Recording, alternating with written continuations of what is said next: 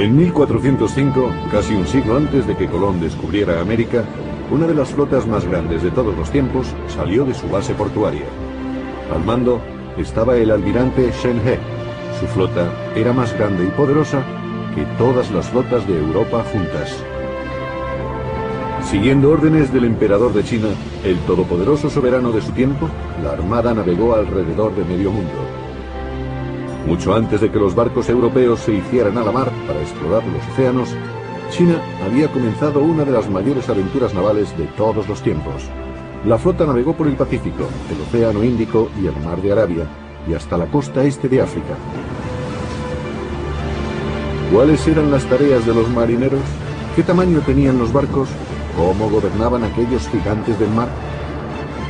¿Y cuál era el objetivo de aquella armada? Fueron viajes tensos, con dificultades y peligros, pero también ricos en descubrimientos y llenos de sorpresas. La Armada China.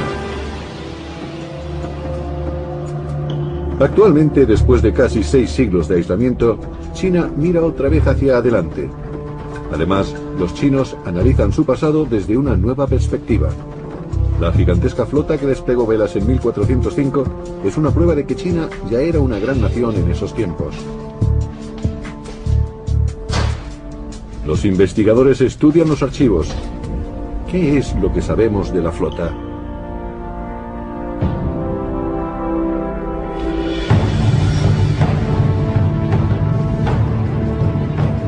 La historia de la Armada Imperial comienza en 1402. El sucesor del primer emperador Ming había aniquilado a todos sus rivales excepto a uno, el príncipe Xu Di. Xu Di pretendía rebelarse y organizó en secreto un ejército.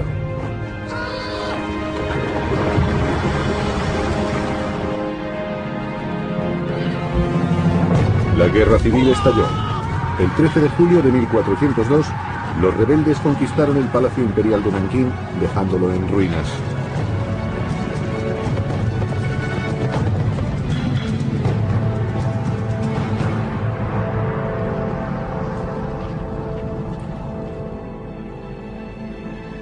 El príncipe Xu Di salió victorioso. Quería restaurar la antigua gloria del Reino Medio. Como emperador, tomó el nombre de Zhongle, alegría perdurable. Pero Zhongle tenía que legitimar su reinado. Tenía el poder, pero no el mandato divino. Para ello concibió ambiciosos proyectos para reforzar su autoridad como emperador. Durante su reinado, la Gran Muralla se extendió otros 1400 kilómetros para proteger al imperio de los mongoles del norte.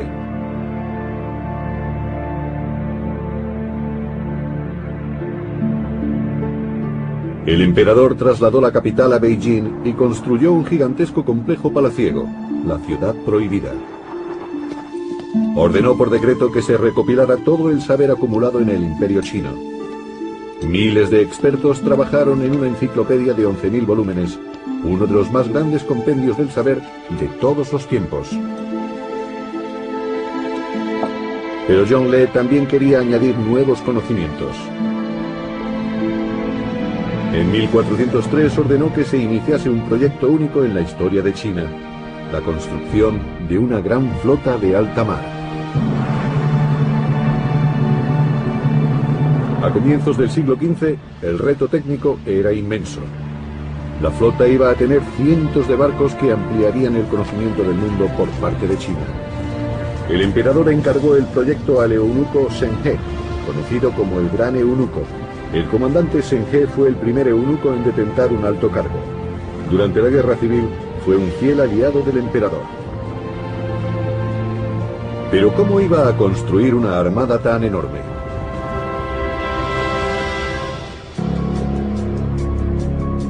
En 2003, exactamente 600 años después de que Zhongle diera la orden de construir la flota, los arqueólogos se encontraron con algunas pistas.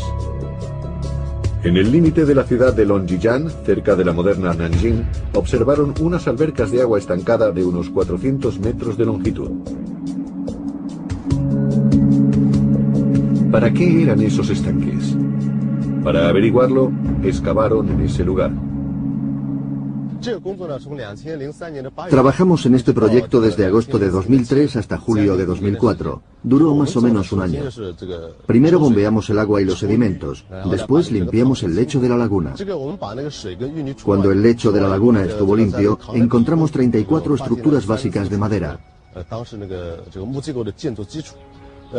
Formaban cuadrados, rectángulos u óvalos, unos junto a otros.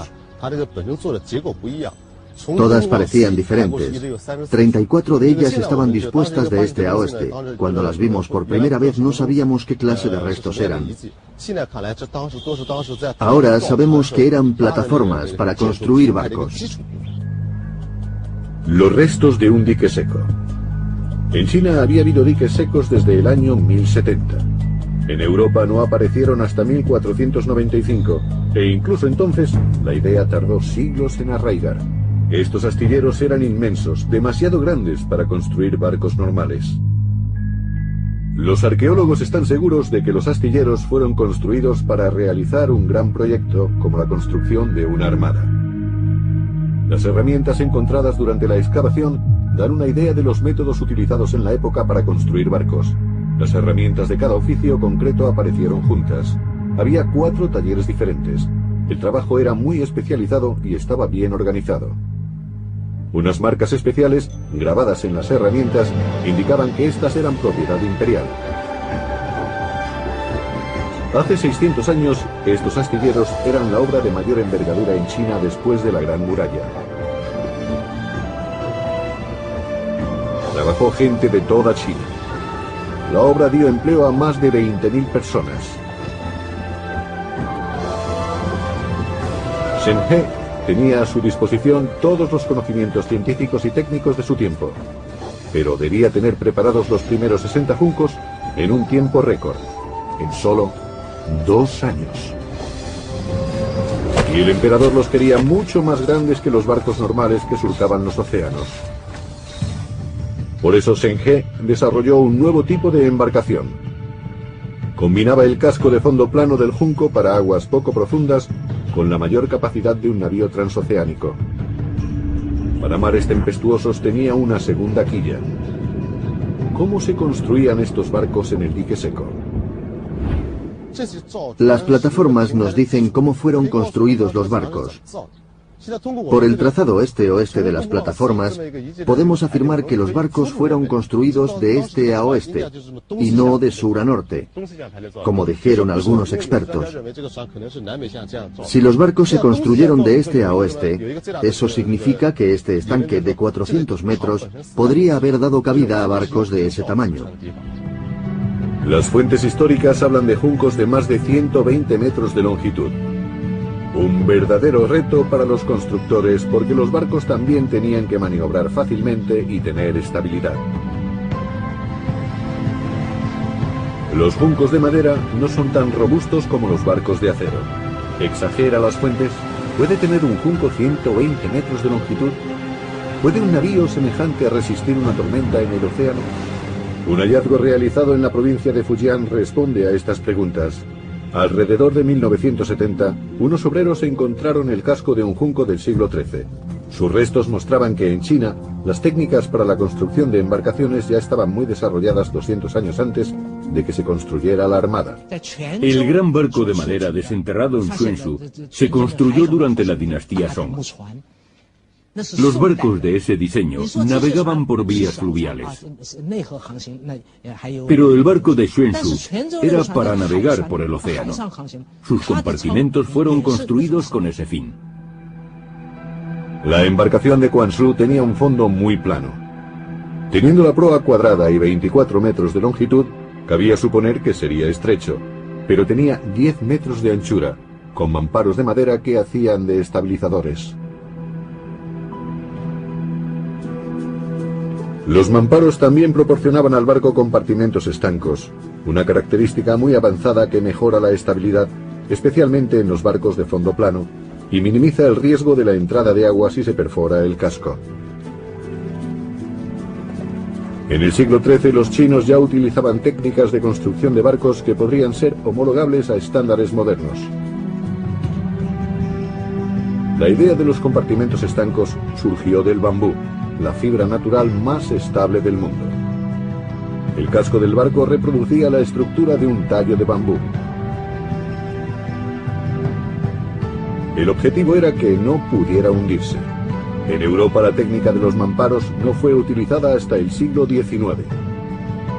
El primer barco europeo con compartimentos estancos fue el buque de vapor Great Eastern en 1858, y pasaron varias décadas antes de que el sistema fuese perfeccionado.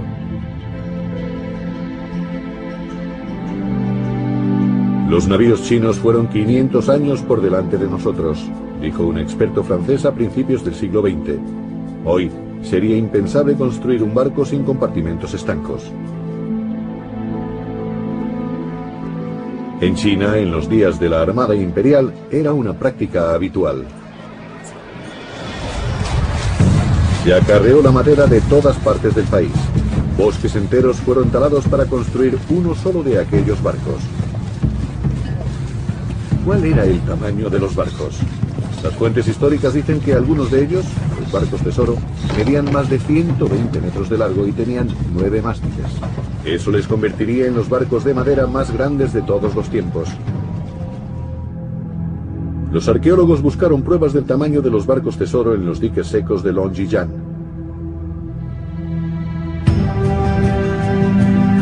El equipo de expertos encontró 2 anclas, cada una de ellas medía más de 240 centímetros de largo. Estas anclas son una prueba sólida del gigantesco tamaño de los barcos del imperio. Los arqueólogos continuaron buscando pruebas.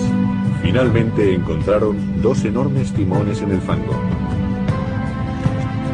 ¿Pueden estos descubrimientos responder por fin a la pregunta del tamaño de los barcos? Lo que encontraron fueron unos timones enormes. Se encontraban al este del estanque.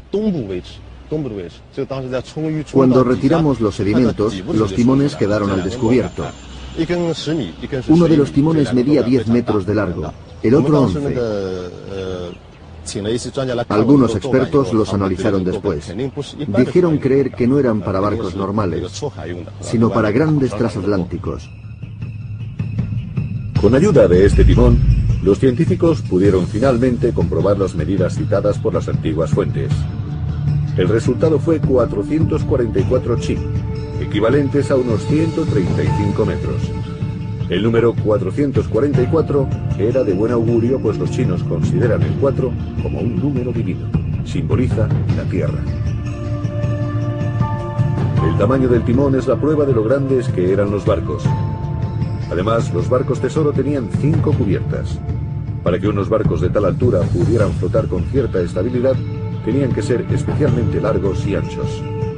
Para que un buque de este tamaño pudiera navegar, necesitaba 9 mástiles escalonados para aprovechar el viento lo más posible. El tamaño del timón proyecta algunas dudas sobre la precisión de los cronistas que hablaban de 444 chi. Probablemente fuesen ilusiones suyas. Los historiadores estiman que los barcos medían 126 metros de largo y 51 metros de ancho, medidas superiores a las de un campo de fútbol.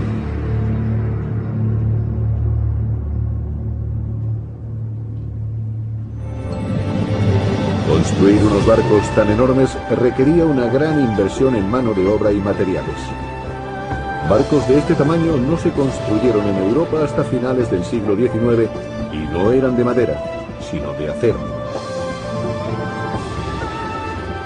Zheng He no solo construyó los barcos tesoro, también construyó otros barcos de diferentes tamaños y usos. Al cabo de 2 años ya estaban disponibles 60 de ellos, que constituían el núcleo de una previsión de 300 juncos.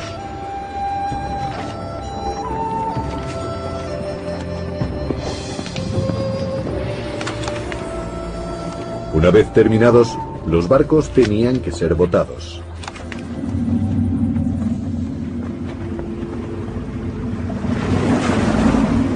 Los diques secos tenían unas compuertas de contención que se abrían hacia el río Yangtze. Cuando los barcos estaban listos, los diques secos se inundaban. Como los juncos tenían el casco plano, incluso los barcos tesoro más grandes podían navegar por el río sin encallar. De allí navegaban hacia el mar abierto.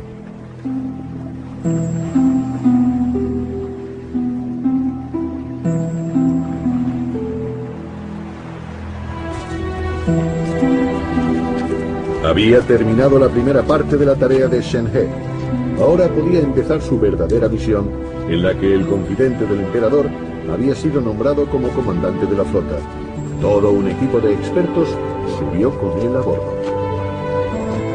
Intérpretes y diplomáticos, astrónomos y navegantes, doctores y científicos médicos, así como astrólogos y geomantes para adivinar la meteorología.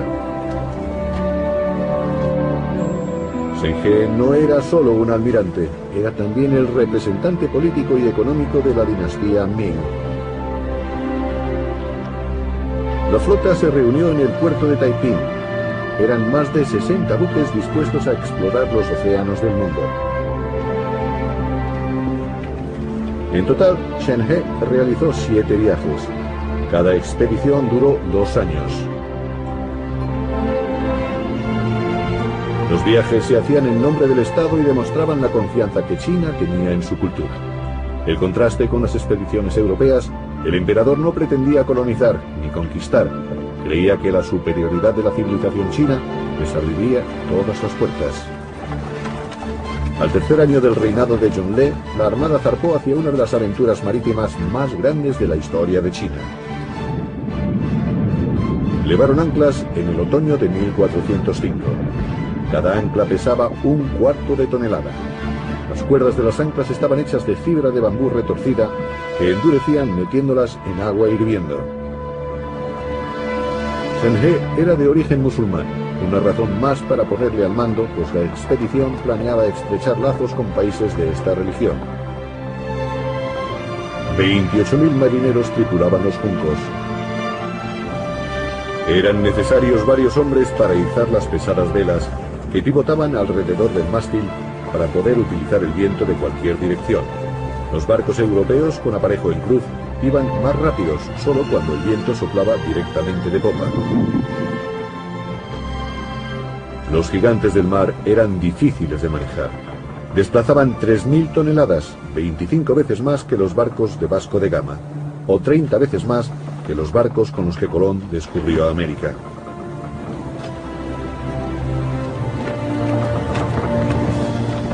En algunos de sus viajes, Shen He tuvo bajo su mando hasta 300 barcos. Colón, que navegó casi un siglo más tarde, solo tuvo 3.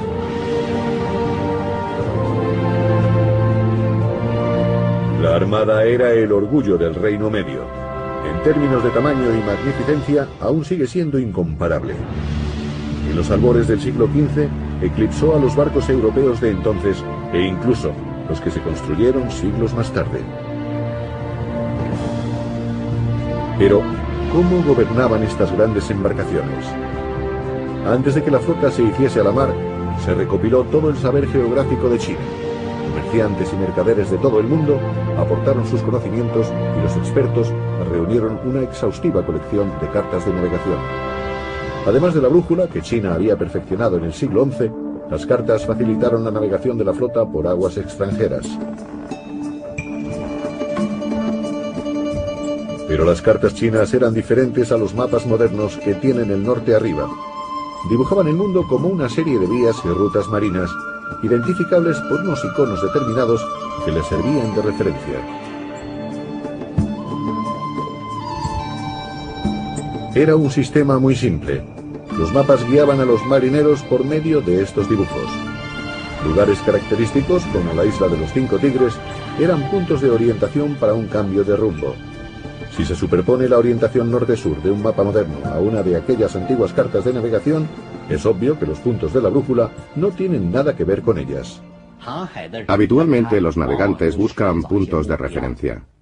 Encontrar marcas en el mar era difícil, por eso buscaban marcas terrestres para navegar. Podía ser un puerto, una isla, una roca o un paisaje.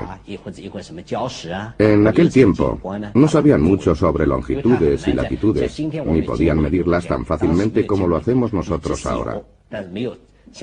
Por eso, no utilizaban ejes de coordenadas, sino referencias terrestres.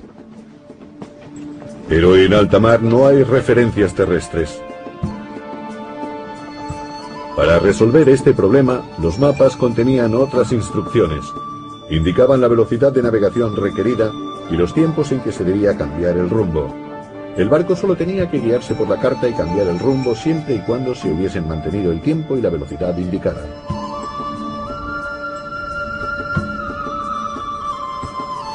Cada hora se comprobaba la velocidad del barco utilizando un sistema conocido en Europa como echar la corredera. Un marinero arrojaba un trozo de madera desde la proa del barco mientras el barco estaba en movimiento. Teóricamente, el trozo de madera no debería moverse en el mar. El barco se mueve, pero el trozo de madera no. Entonces, el marinero caminaba hasta la popa. Si al llegar a popa, el marinero no veía el trozo de madera, era Heng no pasado. Si el trozo de madera había pasado la popa, era Heng pasado. La velocidad media de la flota era de 4,8 nudos, un poco menos de 9 kilómetros por hora.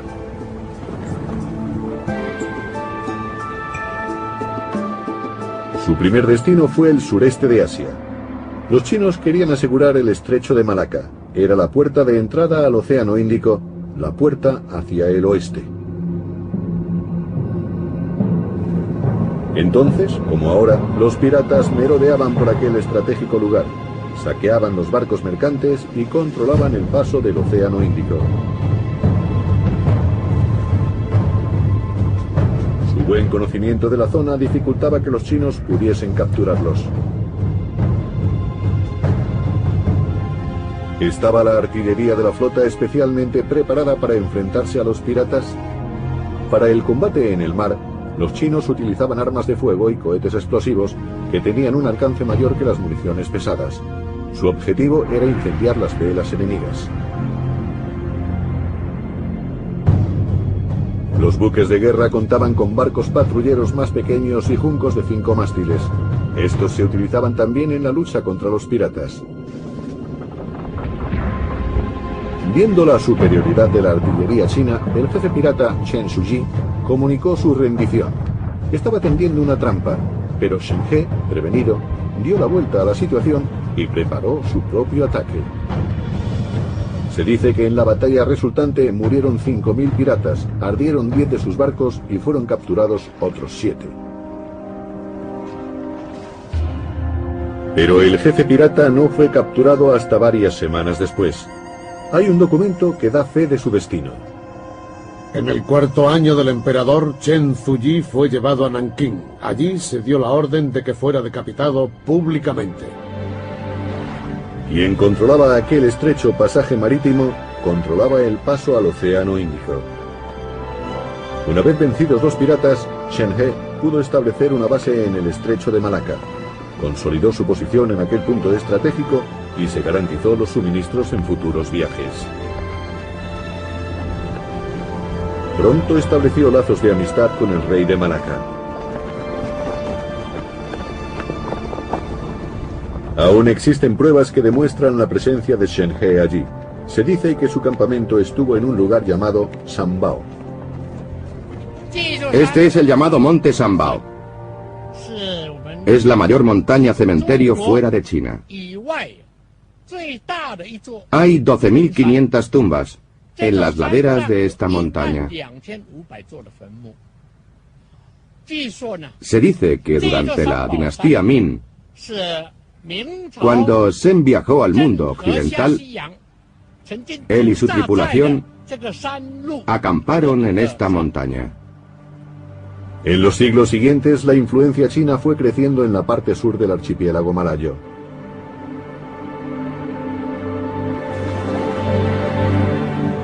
Desde Malaca, la flota navegó hacia el oeste, adentrándose en aguas desconocidas.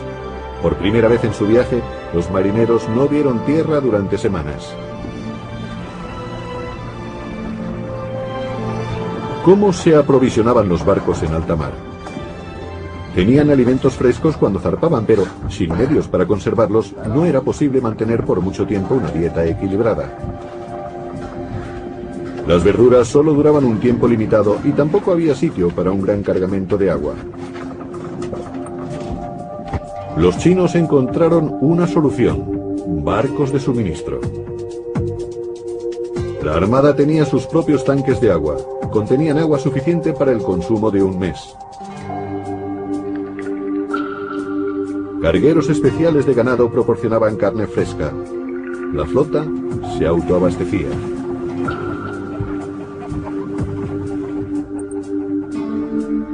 La innovación más notable fueron los barcos granja. Utilizaban plataformas elevadas para cultivar soja, que da una gran producción en un espacio reducido. ¿Qué tiene de especial la soja? Científicos de la Universidad China de Agricultura investigan las propiedades de la soja.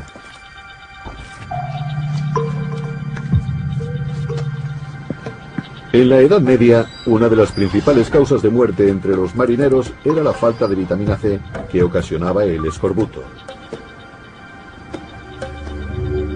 Los científicos estaban haciendo pruebas para ver si la soja contiene suficiente vitamina C para prevenir el escorbuto. Se están concentrando en plantas de semilleros porque en la flota de Shenhe solo se cosechaban brotes de semillas de soja. El resultado ha sorprendido incluso a los científicos. Por lo general, los granos de cereales como el trigo y la soja no contienen vitamina C. Pero cuando germinan, la vitamina C aumenta de forma espectacular. El nivel de vitamina C en los brotes de soja alcanza entre 10 y 30 miligramos por cada 100 gramos. La col tiene un contenido similar en vitamina C, unos 20 miligramos. Cuando Vasco de Gama hizo su primer viaje en 1497, 100 de sus 160 hombres murieron por falta de vitamina C. En Europa esta enfermedad no se venció hasta finales del siglo XVIII, después de que James Cook llevara cítricos y chucrut en sus expediciones al Pacífico. Los chinos, por su parte, solucionaron el problema del escorbuto a principios del siglo XV. Pero las enfermedades víricas eran inevitables. En el mar, las deficientes condiciones sanitarias eran ley de vida. Las dependencias estaban abarrotadas y las epidemias eran una constante amenaza. La flota tenía más de 180 médicos, pero eran incapaces de prevenir todas las infecciones.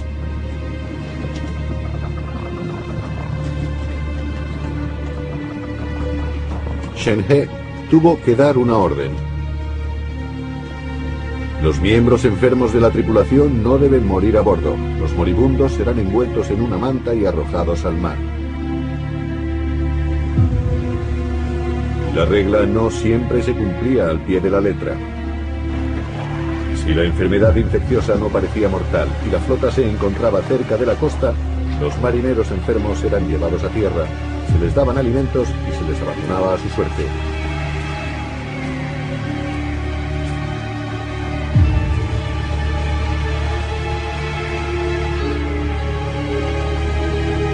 Cuenta la leyenda que uno de ellos consiguió volver a China sano y salvo 2 años después de haber sido abandonado en tierra.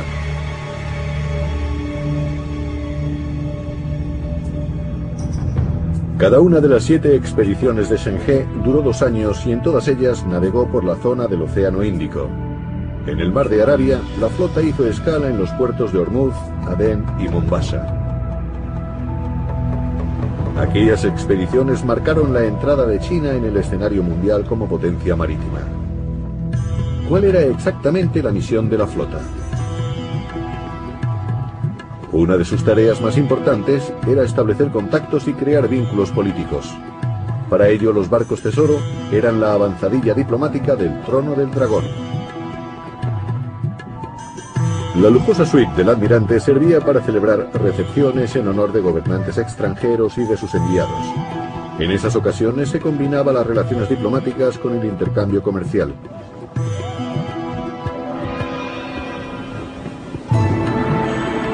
La flota permaneció fondeada frente a la costa sur de la India durante muchas semanas, pues la ciudad de Calicut era un puente entre Asia y Europa. Era el centro comercial más importante de la región y lugar de encuentro para los mercaderes de todo el mundo. Era en Calicut donde los chinos vendían las mercancías que habían llevado consigo, lujosos productos para el mercado mundial.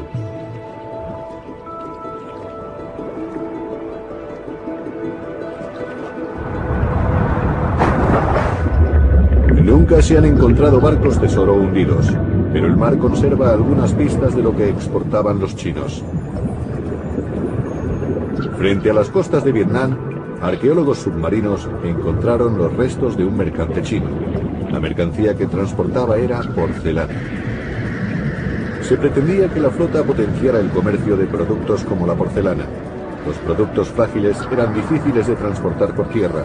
Además, la vía más importante, la ruta de la seda, estaba bloqueada por los mongoles. La ruta marítima era la única alternativa.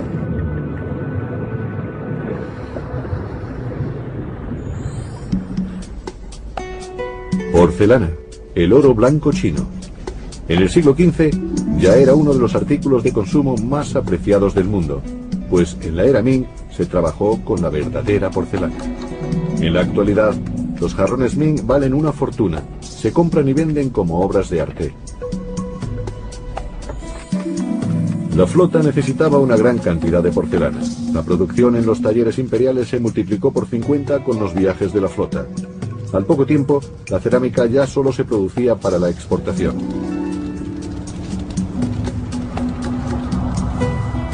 Para Shen He, la porcelana era la llave del mercado global.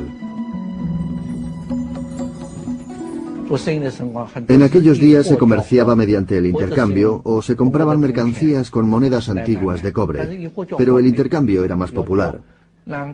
Los mercaderes se acercaban a inspeccionar las mercancías. Según cuentan algunas leyendas, el comprador metía su mano en la manga del vendedor y regateaba con sus dedos dentro de la manga. Llegaban a un acuerdo, se daban la mano y el trato estaba hecho. Los chinos no estaban interesados en los humildes productos europeos como la lana o el vino. Preferían cambiar su oro blanco por especias. En el siglo XV, la pimienta era la más buscada de todas ellas. La costa de las especias de la India atrajo a generaciones de mercaderes chinos. La influencia china aún está presente en los métodos de algunos pescadores de la India. Utilizan redes como cucharones gigantes con un sistema de pesas y contrapesas que las hacen más eficaces. Estas redes fueron inventadas por los chinos. En la actualidad este sistema es muy común en las costas del sur de la India, al igual que en las costas de China, una transferencia de conocimientos que data del siglo XV. Pero el comercio y los conocimientos no fueron las únicas razones para enviar a la Armada Imperial. Una parte fundamental de la misión de la flota era recaudar tributos de los gobernantes extranjeros. El pago suponía reconocer la hegemonía del emperador de China, pues todos los países debían reconocer el predominio de la dinastía Ming. No todos lo aceptaban de buen grado. El rey de Ceilán se resistió a pagar el tributo a los chinos.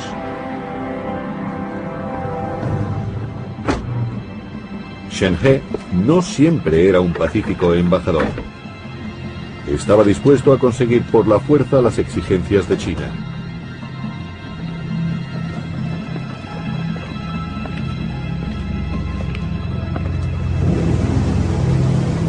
En Ceilán hizo un alarde de fuerza.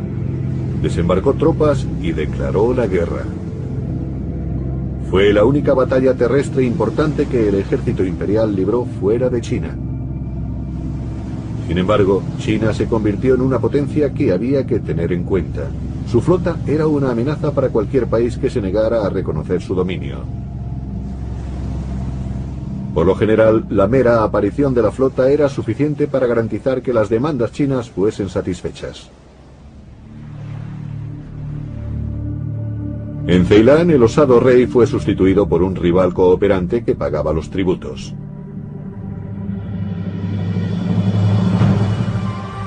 Generalmente, China se limitaba a blandir el sable.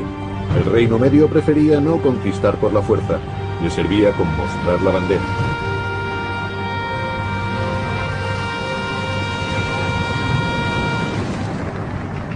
¿Cómo mantenía juntos Shen He todos los escuadrones de su flota?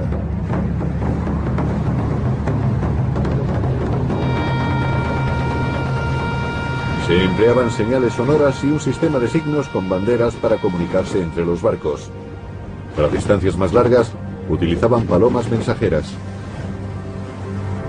Las comunicaciones eran especialmente importantes cuando amenazaba algún peligro. Estas olas son normales, no son olas altas. Cuando vienen olas altas, puedes darte cuenta cuando se aproximan lentamente. Son olas altas largas que se extienden a lo largo de la costa. Si son como estas, significa que el mar está en calma. Las olas altas y grandes suben y bajan. Por eso, los pescadores con experiencia notan el cambio y saben cuándo un tifón se acerca. En alta mar, la flota se organizaba en pequeñas flotillas. Cuando amenazaba algún peligro, la formación podía moverse si lo creían necesario. En esa parte del Océano Índico las tormentas son repentinas. No se ve de dónde vienen. ¿Podían soportar los juncos estas tormentas?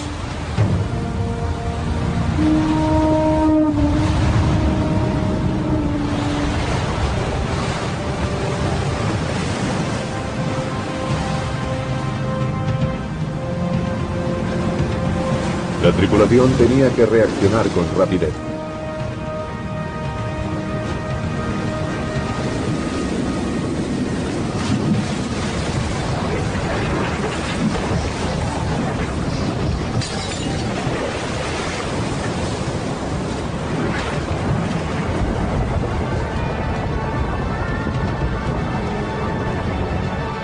Para reducir la exposición al viento y evitar que se rompiesen los mástiles, había que acortar velas.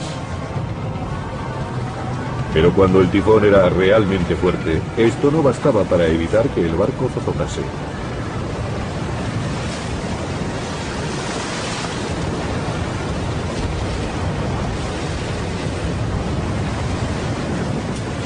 Para estabilizar el barco había que bajar parcialmente las anclas. Esto hacía a los barcos más estables con olas de gran tamaño. Era una tarea peligrosa. Pero los barcos podían hacer frente a las tormentas.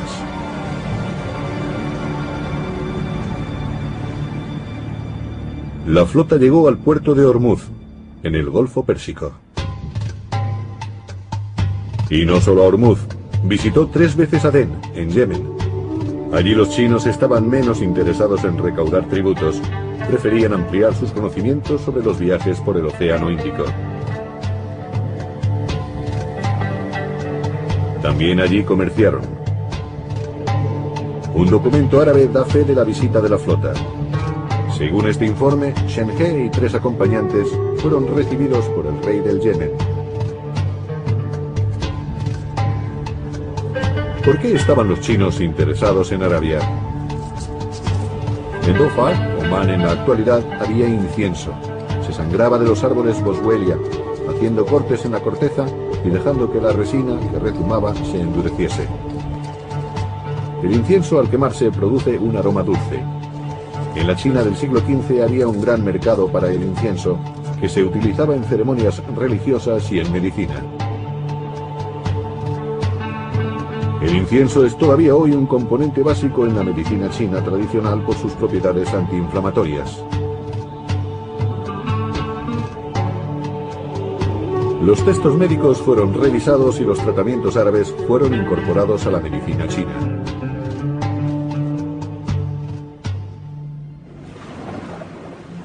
La preciosa resina también era indispensable a bordo.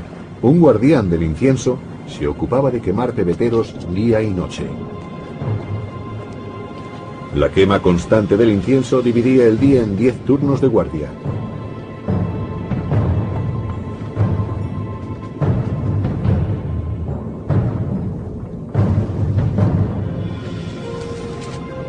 De noche la flota navegaba guiándose por las estrellas. Se guiaban por ciertas constelaciones y los navegantes medían a qué altura estaban sobre el horizonte. Así conocían su propia situación en el mar.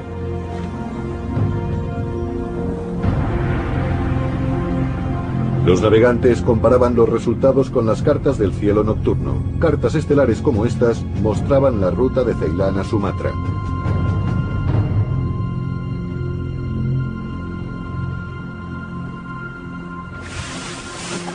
En cada viaje los barcos se iban cargando con mercancías preciosas de todo el mundo.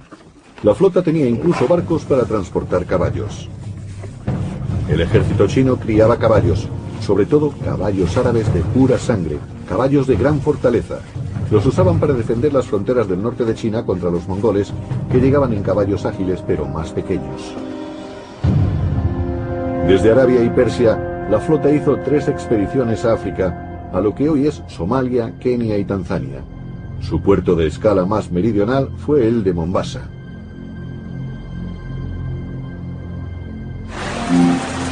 Para los chinos era un mundo nuevo y desconocido. No obstante, allí encontraban valiosas mercancías que hacían rentable el largo viaje. Marfil para los palanquines de los ricos, cuernos de rinoceronte como afrodisíaco y animales exóticos que servían de entretenimiento, en especial la jirafa. En el folclore chino se hablaba de una criatura mítica llamada Qilin. En China era considerada como un talismán. Creyeron haberla encontrado en la jirafa.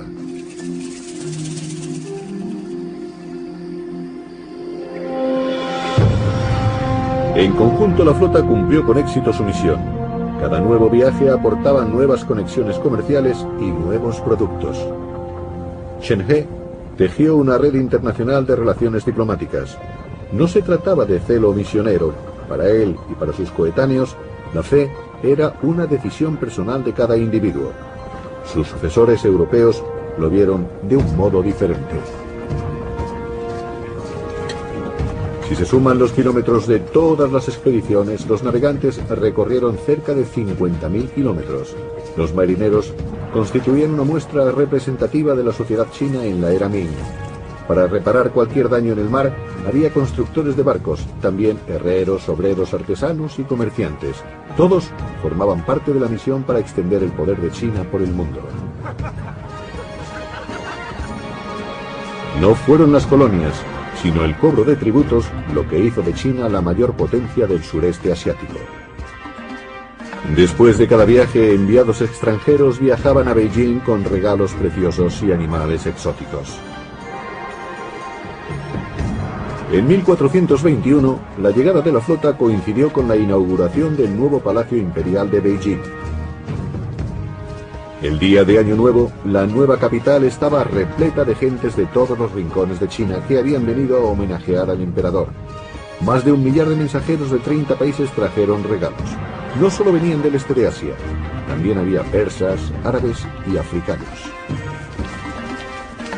Las expediciones habían abierto a China al exterior y ellos habían conseguido ampliar sus conocimientos.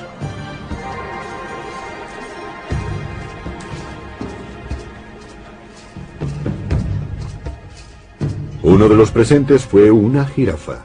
Los chinos la vieron como un buen presagio, pues el fabuloso animal solo aparecía, según sus creencias, cuando el mundo estaba en armonía y el soberano gobernaba con prudencia.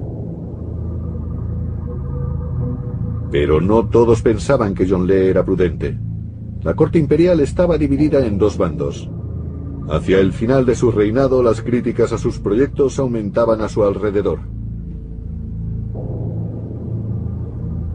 En 1424, 3 años después de la inauguración de su palacio, los cronistas recogieron la muerte del emperador a los 65 años de edad. Durante 100 días estuvo de cuerpo presente en la ciudad prohibida. China lloró su pérdida. La muerte del emperador fue un duro golpe para Shen He. Había perdido a su gran patrón. Una lucha encarnizada se desató en la corte sobre la sucesión de Zhongle. Durante su reinado habían ido en aumento las críticas por los costes de la flota.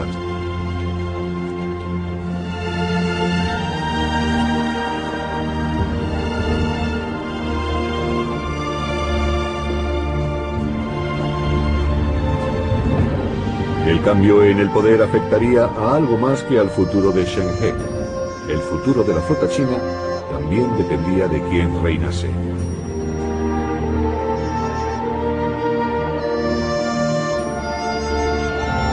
Hubo un nuevo emperador en la ciudad prohibida. Los conservadores resultaron vencedores. Zhu Gaozu subió al trono del dragón. Debido a las críticas de sus cortesanos, rompió con las políticas de su predecesor. El mismo día de su coronación anunció el fin de las expediciones. Los cronistas de la dinastía Ming anotaron: el nuevo emperador ha relevado a Shen He de sus funciones como comandante supremo de la armada. Shen He fue nombrado comandante militar de Nankín, un puesto de relevancia que confirmaba el importante papel que desempeñaba en la corte imperial. Su nombramiento sentó un precedente. En lo sucesivo, otros muchos eunucos fueron nombrados comandantes, pero después de tantos años en el mar, el cambio no resultó fácil para Shen He. Aún esperaba comandar una nueva expedición. Entretanto, los barcos se iban deteriorando. Según un decreto imperial, no se podía reparar los barcos averiados ni construir otros nuevos. Los cortesanos conservadores se habían impuesto. Ellos no se habían beneficiado del comercio que la flota había proporcionado, pues solo se permitió trabajar como comerciantes y banqueros a los eunucos. Para los administradores, la flota era una molestia, la causa del constante aumento de los impuestos. Pocos años después del decreto imperial, solo la mitad de los barcos estaban en condiciones de navegar. El trabajo de toda la vida de Shen He se pudría en la playa. El excomandante quería una placa para inmortalizar los viajes de la armada. Era consciente de la oposición de la corte y temía que los cronistas del Estado ocultaran sus expediciones para impedir que alguien pudiera emprender algún día un proyecto similar.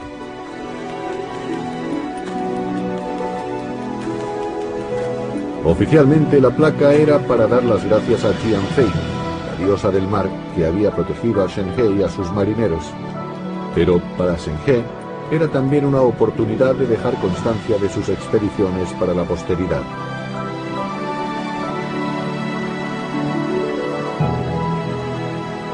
Viajamos a Java, Malasia, Vietnam, Ceilán y a la punta meridional de la India. De allí navegamos a Hormuz y Adén hasta Mogadiscio. Viajamos a otros 30 reinos, grandes y pequeños.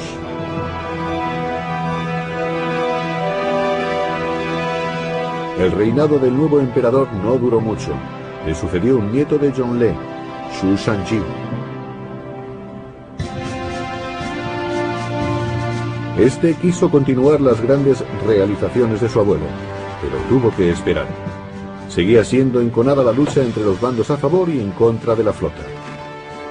Pasaron varios años antes de que pudiera derogar la prohibición de su predecesor. Preocupado por la pérdida de influencia de China, quería extender la fama de la dinastía Ming. Zhu Shangji quería restaurar las relaciones con los países del sureste asiático y dio la orden de preparar la 7ª expedición. Con 300 navíos y un total de 30.000 hombres, era la mayor expedición organizada hasta entonces. Una vez más, los barcos tesoro iban a traer los productos más valiosos del mundo e iban a demostrar la grandeza de China. El decreto imperial de 1430 no dejaba lugar a dudas acerca de sus objetivos.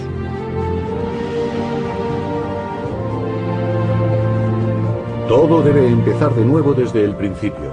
Con esta orden, envío al eunuco Shen He a que consiga que los países de ultramar muestren su respeto al celeste imperio.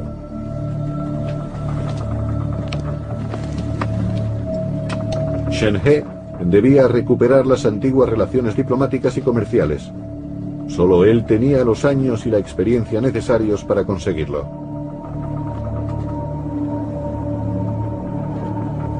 Pero tenía ya 62 años. Según las crónicas de la dinastía Ming, Shen He murió frente a las costas de la India en 1433. Con él murió la era grandiosa de la navegación china. Las relaciones con los países lejanos quedaron rotas. En el imperio chino empezó a imponerse su propio aislamiento. Es una ironía de la historia que China se retirase de los mares en el preciso momento en que los europeos empezaban a explorarlos. El Reino Medio despreció el liderazgo que había conquistado. Solo podemos especular con las consecuencias. Quién sabe si los europeos habrían llegado a conquistar el mundo política, militar o culturalmente si China hubiese extendido su presencia en el mar. Tal vez fuera mejor que Shen He no viviese para ver el fin de su flota. Unos pocos años después de su muerte, no quedaba nada de la armada china. Los viajes oceánicos fueron prohibidos. Si los emperadores de China no hubiesen dejado que su flota se pudriera y hubiesen seguido preparando a las generaciones siguientes en la tradición del gran eunuco Shen He, la historia podría haber tomado un rumbo diferente. Si los portugueses se hubiesen encontrado con la poderosa armada del Imperio chino, ¿habrían podido establecerse y colonizar esas costas? Lo que queda es la memoria de los hechos de Shen He y sus navegantes. Fue una época en la que China fue un imperio que demostró su supremacía en el mundo. Pero a diferencia de los europeos, el Imperio chino nunca tuvo la idea de que había un nuevo mundo que ellos podían colonizar. China solo gobernó esas tierras extranjeras mientras sus magníficos juncos surcaron los mares.